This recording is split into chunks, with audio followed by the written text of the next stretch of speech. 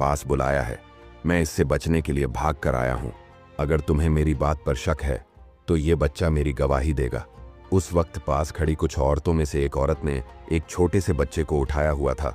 अल्लाह ने उस बच्चे को बोलने की ताकत दी, तो उस बच्चे ने कहा कि अगर यूसुफ का कुर्ता सामने से फटा है तो यूसुफ मुजरिम है, और अगर पीछे से फटा है तो जुलेखा मुजरिम है।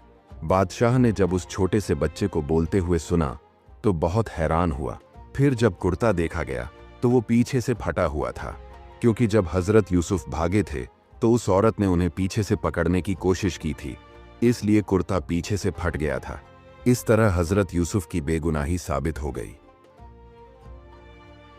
जब ये बात शहर में फैली तो शहर की औरतें आपस में हंसने लगीं कि बादशाह की बीवी अपने गुलाम के साथ पकड़ी गई है।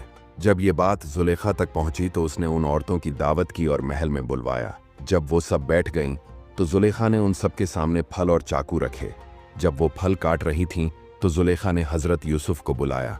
जैसे ही औरतों ने हजरत यूसुफ के हुस्न को देखा तो हैरान रह गईं। वो उन्हें देखकर होश खो बैठीं और फल काटते हुए अपने हाथ जख्मी कर लिए। तब जुलेखा ने उनसे कहा कि ये वही शख्स है जिसके इश्क पर तुम मेरा मजाक उड़ाती थीं। देख लो ये कैसा हसीन है। जब वो औरतें अपने अपने घर गईं तो उनमें से हर एक ने हजरत यूसुफ के पास पैगाम भेजा और उनसे मुलाकात की ख्वाहिश की। तब हजरत यूसुफ ने दुआ की कि ऐ मेरे रब, इन औरतों के साथ गुनाह करने से अच्छा है कि तू मुझे कैद खाने में डाल दे।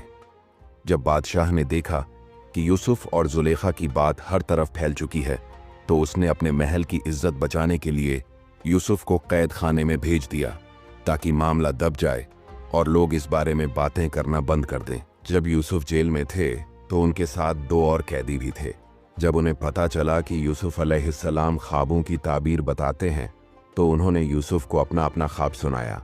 उनमें से एक ने कहा, मैंने ख्वाब में देखा कि मैं शराब के लिए अंगूर निचोड़ रहा हूँ। हजरत यूसुफ ने कहा कि तुम कैद से रिहा हो जाओगे और बादशाह के महल में काम करोगे। दूसरे ने कहा कि मैंने ख्वाब में देखा कि मैं सर पर रोटियां लेकर जा रहा हूं और परिंदे उन्हें खा रहे हैं। हजरत यूसुफ ने कहा, तुझे कत्ल करके तेरी लाश को कहीं लटका दिया जाएगा और परिंदे तेरे सर का गोश्त खाएंगे। कुछ वक्त के बाद बादशाह ने उस शख्स को बुलाया जिसने ख्वाब में अंगूर निचोड़ना देखा था। जाते हुए हजरत यूसुफ ने उससे कहा कि जब तुम बादशाह के पास पहुंचो तो मेरी सिफारिश करना। लेकिन वो आदमी ये बात भूल गया और उसके बाद कई साल तक हजरत यूसुफ कैद खाने में ही रहे।